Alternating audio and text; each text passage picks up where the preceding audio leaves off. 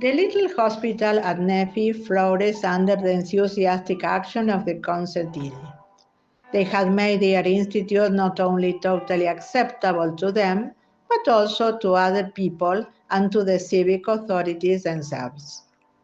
Luigi Maria Monti concluded, "We are convinced that this institute was an inspiration of the merciful God in these miserable times, and that the Church will gather sweet fruit from it, especially in cities and in less important places." But there was a problem in Vision's Constantine's diocese. The governing body of the hospital wanted to include in the contract certain clauses which went against the laws of the institute. Caring for orphans. Friar Luigi proposed that his sons should start another activity, that is, the care of orphans. Following the inspiration of the other socially inspired apostles, such as Don Bosco, Don Gusmano, Don Fusco, and many others. That kind of people recognize the urgent need to gather in the many homeless children off the streets. The problem had been caused, on the one hand, by the concentration of workers in the cities, and on the other hand, by the aftermath of the wars. An enormous rebellion against the faith broke out in the streets. Those children could be looked after in houses where the law of God was the norm. They would grow up for the church, consecrating themselves to the service of God and offering the vocations which the church needed. Monti's initiative in 1880 had to wait until the time was right. In 1882, that moment arrived. The most difficult orphans to be included were the abandoned adolescents, until a miracle appeared. One day, a Carthusian who did not know who Friar Luigi was called to see him. He explained why he had come. "I'm from Desio, and a few days ago my widowed brother died leaving 4 children, the oldest of whom is 11 years old.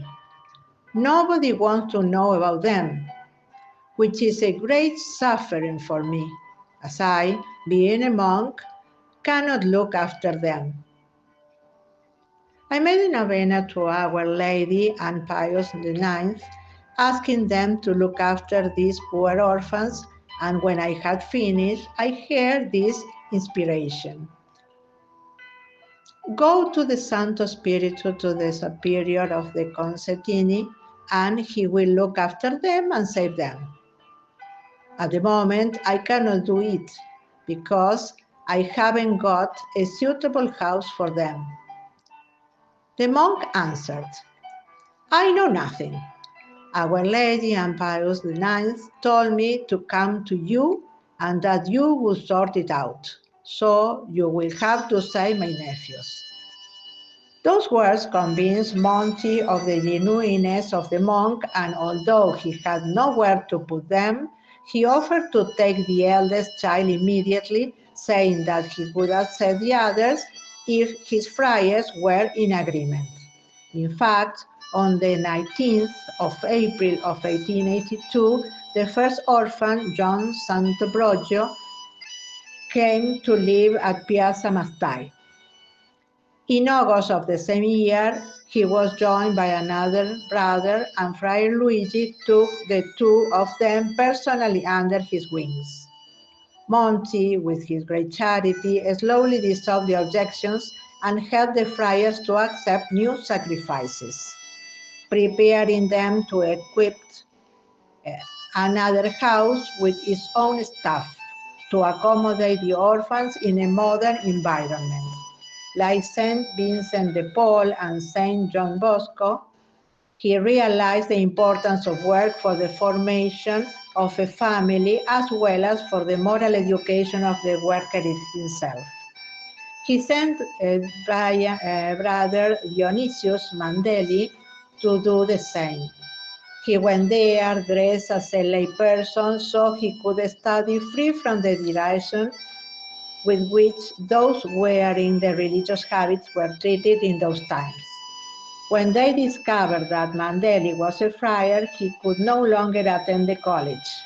Monti himself took him away and sent him to Sorono to start up a book bindery.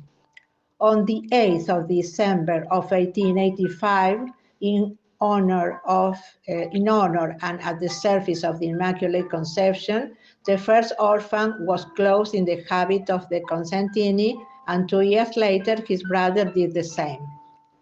The orphan either learned a trade or studied, and they decided to dedicate themselves to the apostolate of the Friars Hospitaller.